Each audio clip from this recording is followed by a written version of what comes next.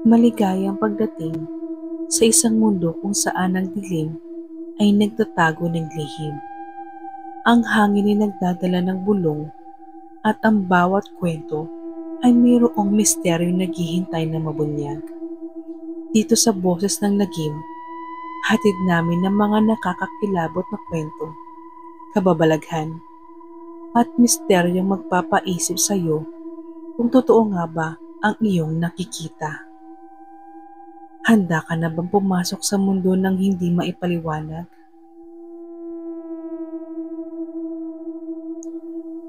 Sa isang liblib na baryo, sa gitna ng kagubatan, may nakatayo raw na abandonadong bahay na pinapalot ng mga alamat at kwentong kababalaghan. Ang bahay na ito, ayon sa matatanda, ay tahanan ng mga duwende. Hindi ang mababait na duwende na nagdadala ng swerte, kundi ang mga masusungit at mapanakit na nilalang na mahigpit na nagtatanggol ng kanilang teritoryo. Si Elena, isang bagong salta sa baryo, ay mahilig sa kalikasan at pagsusulat. Gusto niyang makahanap ng inspirasyon para sa kanyang susunod na libro, kaya't nagpasya siyang tuklasin ng kagubatan. Sa kabila ng mga babala ng mga taga-baryo, nagpunta siya sa abandonadong bahay upang alamin kung may katotohanan nga ba ang mga kwento tungkol dito. Pagdating niya, napansin niya ang kakaibang kapaligiran. Tahimik ang buong kagubatan. Ngunit parang may mga matang nakamasid sa kanya mula sa dilim. Tumindig ang balahibo niya, pero itinuloy niya ang paglapit sa bahay. Luma na ito. May mga lumot at baging na nakabalot sa dingding. At ang mga bintana ay parang nakatingin sa kanya na may buhay. Pagpasok niya sa bahay, nakaramdam siya ng biglaang lamig. Amoy alikabok at lupa ang buong paligid. At tila naririnig niya ang mga mahihinang bulong na hindi niya mawari kung saan nanggagaling. Sa sala, may mga antigong kasangkapan at mga litrato na tila noong panahon pa ng Kastila.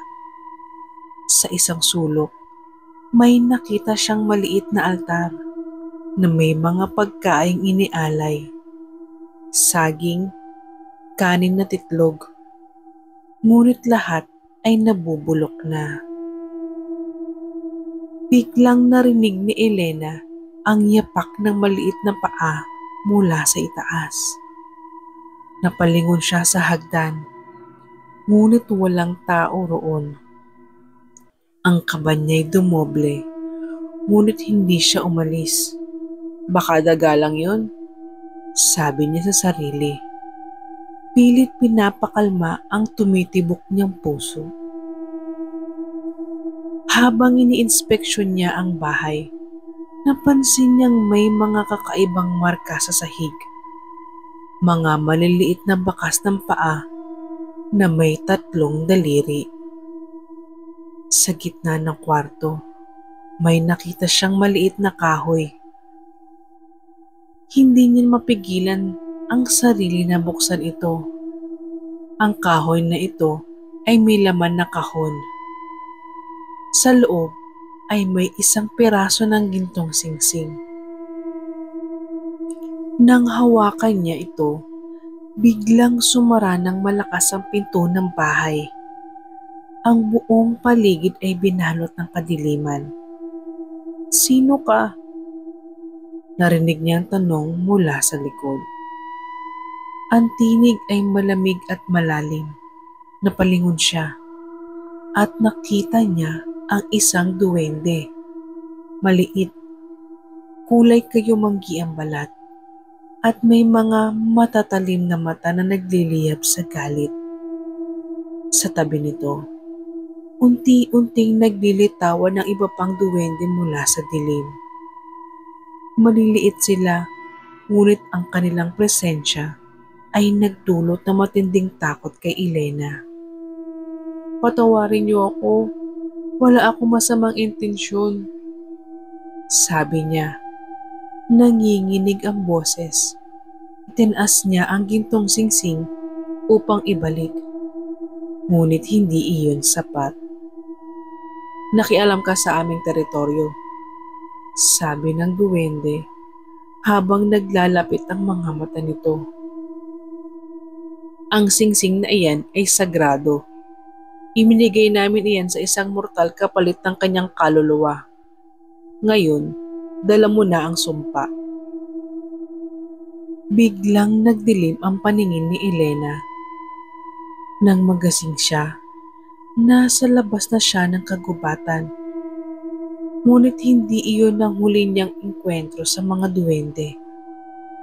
Simula noon, gabi-gabing naririnig niya ang mahihinang boses at yapak sa paligid ng kanyang bahay. Ang mga gamit niya ay nagkakalat at minsan nagkakaroon siya ng mga galos na hindi niya maalala kung saan niya nakuha. Hanggang isang gabi, habang sinusulat niya ang kanyang karanasan, naramdaman niya na may nakatingin sa kanya mula sa bintana.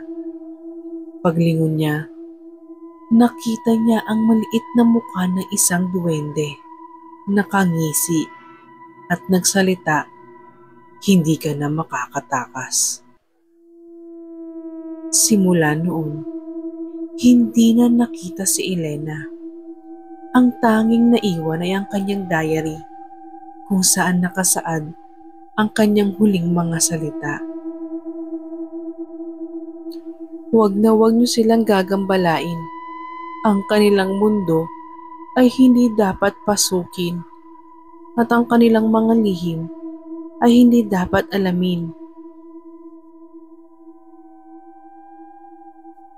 Sa isang payapang baryo sa tabi ng kabundukan, naging tampulan ng usapan ang misteryong pagkawala ng mga gamit ng mga residente.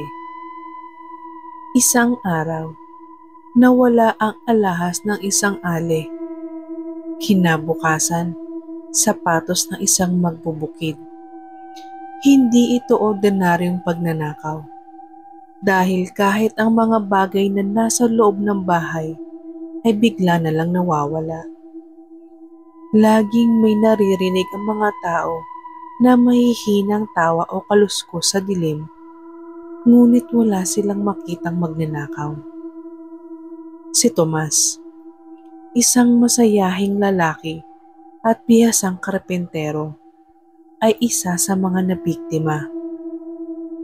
Nawawala ang kanyang mga gamit sa trabaho, martilyo, lagare, at pati na ang kanyang pinakamahalagang metro na ginagamit sa pagsukat.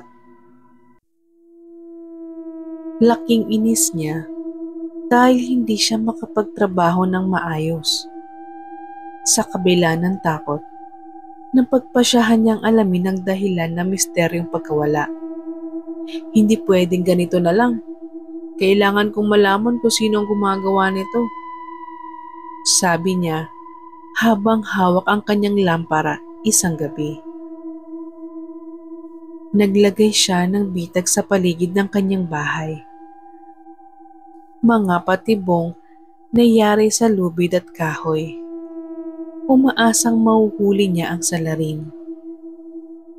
Kinagabihan, habang tahimik ang lahat, narinig ni Tomas ang kaluskos mula sa kanyang bodega. Dali-dali siyang tumayo at sinilip ito. Sa kanyang gulat, nakita niya ang isang maliit na nilalang. Isang duwende, may suot na pulang sombrero at itim na salwal. Ang duwende nagbubungkal sa kanyang kahon ng mga gamit. Tila natutuwa habang sinisiyasat ang bawat isa. "Hoy, sino ka?" sigaw ni Tomas. Nagulat ang duwende at mabilis na tumakbo papalayo. Dala ang isang martilyo. Hinabol siya ni Tomas hanggang sa masukal na bahagi ng gubat. Ngunit bigla itong nawala sa ere. Parang bula. Naiwan si Tomas na nagtataka at humihingal. Kinabukasan, nagtanong siya sa isang matandang mangkukulam sa baryo. "Eneng, ano po ang dapat kong gawin? Ninanakawan ako ng duwende," aniya. Ngunit ang matanda ay nagsabi, ang mga duwende ay mahilig sa magagandang bagay, ngunit hindi sila nagnanakaw ng walang dahilan. May nagawa ka bang nakakasakit sa kanila o nakasakit sa kanila? Naisip ni Tomas ang isang insidente noong nakaraang linggo. Nagpuputol siya ng puno malapit sa gubat at hindi niya alam na may isang maliit na puno roon na may mga alay na pagkain. Tinumban niya ito nang hindi nagdadalawang isip. Baka iyon ang dahilan, bulong ni Tomas. Kung nais mong maibalik ang iyong mga gamit, mag-alay ka sa kanila ng mga matatamis na pagkain at humingi ka ng tawad. Payo ng matanda. Gabi-gabi, nag-iiwan si Tomas ng pagkain sa lugar kung saan niya pinutol ang puno. Nilagyan niya ito ng kanin, prutas at candy. Kasabay nito, taimtim siyang humingi ng tawad. Makalipas ang 3 araw nang bumalik siya sa kanyang bodega, nakita niya ang lahat ng gamit na nawala. Maayos itong nakaayos at mas malinis pa kaysa noong nawala ito. Ngunit ang kakaiba, may iniwang liham ang mga duwende. Nakasulat sa dahon gamit ang tinta ng dagta. Mag-ingat ka sa susunod. Ang kagubatan ay aming tahanan. Simula noon, naging maingat si Tomas sa kanyang mga galaw, lalo na kapag nasa gubat. Hindi na naulit ang pagkawala ng kanyang mga gamit. Ngunit tuwing gabi, naririnig niya ang mahihinang tawa ng mga duwende na tila paalala na sila'y laging nakamasid. May mga kwento ka bang nakakakilabot o karanasang nakakatakot? Maaari mo kaming i-message sa aming Facebook page o TikTok account. Pwede mo rin kaming i-email. Sana nagustuhan ninyo ang aming kwento. Huwag kalimutang mag-like, mag-subscribe at i-hit ang bell button para laging updated sa aming mga pinakabagong episode. Hanggang sa muli, salamat!